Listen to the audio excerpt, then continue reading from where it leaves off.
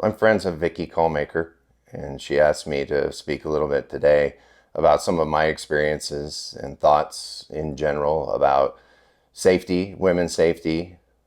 I'm a sergeant for a local sheriff's office here in the area. I've been a police officer for 17 years. I started my career as a reserve deputy. That would have been about 19 years ago. And as a reserve, I did volunteer work mostly for the sheriff's office and then eventually put myself through the academy and then was hired full time. In my 17-year career, I've been a field training officer. I worked gangs part time until there was a full time gang position available. And for almost 6 years of my career, I worked in a multi jurisdictional gang task force, working outlaw biker gangs as well as local street gangs, 18th Street, Sereno, Norteño, etc. After that, I was selected to an undercover narcotics task force, which I did for roughly a year, and then shortly thereafter promoted to sergeant. And I've been a sergeant for approximately 6.5 years. And that's pretty much where I'm at this point in my career, and obviously working many different assignments. I've had the opportunity to see and be exposed to a number of different things. Well, as far as law enforcement goes in general, you may have response times that are relatively quick as far as an officer responding to your crisis or your situation, meaning that the officers or an officer just happens to be close and in the area.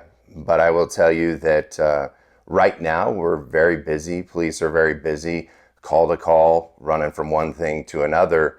So response time may be slightly delayed. An officer may be further away from you than hoped, and a response time of 5 minutes may be, a real situation. So in an altercation and in a fight or anything such as that, 5 minutes is a long time. 5 minutes is a long time to be fighting with somebody, struggling with somebody, trying to escape from somebody, and lots can happen in a 5 minute period of time. Hopefully there's citizens around and they may be able to come to your assistance. But with COVID and some of the things that are going on right now, I noticed that there's probably a little bit of hesitation for citizens and other people to necessarily come to somebody's rescue. Women in particularly face a steeper challenge than I would say probably most men.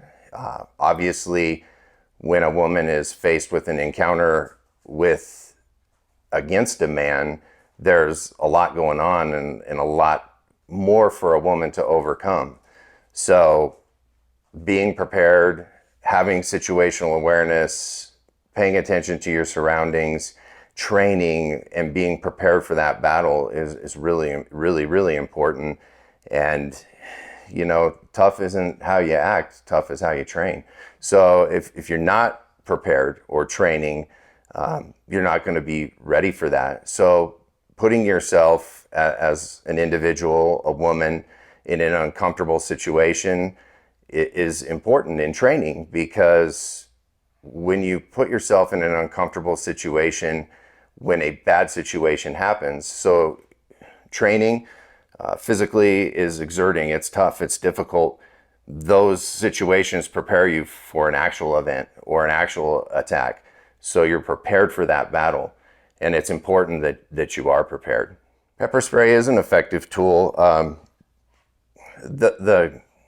I guess you would say that the pepper, the gas itself, is for most people it is incapacitating, and for a woman who is being attacked or in a violent encounter, the pepper spray can buy you time.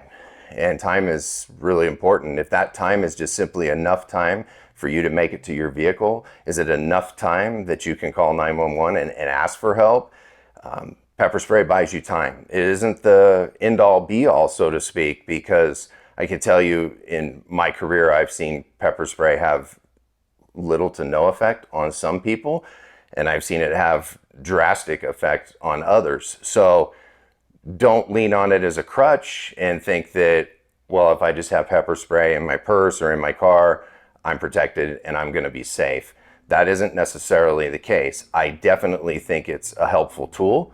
And when you're talking about tools, the more tools that you arm yourself with mentally, physically, the better off you're going to be. So that is one tool alone by itself that can buy you some time and get you that opportunity to possibly get some help. Just keeping in mind with pepper spray, OC spray in general, that it can be a little messy and it gets in the air, and sometimes it can come back into your own face. So I'm not necessarily saying that you have to, but being exposed to it a little bit is a good idea, so that if something like that were to happen, you wouldn't go into a full-blown panic mode. And if you've never been exposed to it, that can happen very easily. Obviously, being aware of your surroundings and the things that are going on around you would help prevent exposing yourself. But it is definitely a helpful tool. Statistically, I wouldn't necessarily say that there's one thing more than another. It seems that society in general, rightfully so, is a little uncertain. Things are slightly different now, especially after COVID and some of the recent events that are happening in our country in general. So I wouldn't specifically say that it is one specific crime that is on the rise. Crime itself is a continual thing. I would say that currently it seems that we're a little busier than we were before. And so it's abroad. I mean, rape still happens, murder still happens, home invasions still happen, burglaries still happen. All the spectrum of crime that you could think of is still happening. So with all that said, I mean, I really feel that one of the big factors for women, for men as well, is having strong situational awareness. And when I talk about situational awareness, what I'm specifically talking about is patterns. Criminals, certainly there are times where a crime can happen at the spur of the moment, a crime of opportunity. A criminal sees, or a bad guy sees, an opportunity to take advantage of a situation. That may happen. So being prepared obviously is important, but most of the time, criminals are watching, paying attention to habits. So an example would be maybe not driving in the exact same way that you go home every single day. When you do that, you become predictable. And also, you go to the mailbox every day, per se, at 5:30 to collect your mail, and you walk the same route, you do the same things. That's predictable. Exercising, you may go for a walk every morning when it's nice and cool, and you walk the same route. That is predictable. Walk different routes. Go different places. Being situationally aware also means that you're paying attention to the things around you, surroundings, strange people, strange cars, things that are out of the ordinary. It's important to pay attention to those things, because if you can predict it and see it, then oftentimes you can prevent a serious crime from happening to yourself. So pay attention to your surroundings. Important suggestion would be, I see this often, just my situational awareness is pretty high for obvious reasons, but I see women coming out of the store, whether it be Smith's, Rayleigh's, whatever, and they're buried in their phone. They're shooting a text message to somebody, maybe returning somebody's phone call, maybe even looking on social media. That's not being situationally aware. That's not good. Put the phone away. Pay attention to the things in the parking lot. Pay attention to the things around you. I feel like by doing those things, you're going to put yourself in a much better position in general. So crime is crime, and it's always going to be crime.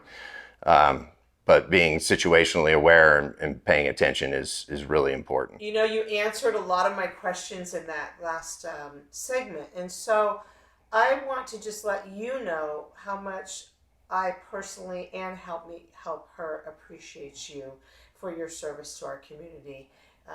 We know your level of commitment. If there's anything you'd like to add before we go ahead and wrap this up, I'm going to let you speak on that now, officer. And again, thank you so much. You're welcome, and I'm happy to do it. I know that my brothers and sisters in law enforcement abroad, all over the United States, have full intention of helping and making the communities that we serve better. Unfortunately, a few bad things here and there have happened that paint a bad light on situations. But I will tell you, in any and every career, there's always a few bad seeds. Don't look at law enforcement as abroad as in general that we're all bad, because that's just not simply the case. 17 years of doing this, my desire to continue to help and serve is exactly the same. I will say this for women who are watching: take your fitness seriously. And it would be, even if you're just walking every day, depending on your age level, it's important for you to take your physical fitness seriously. And it will help you and benefit you should you ever come into an encounter. Thank you so much. You're welcome.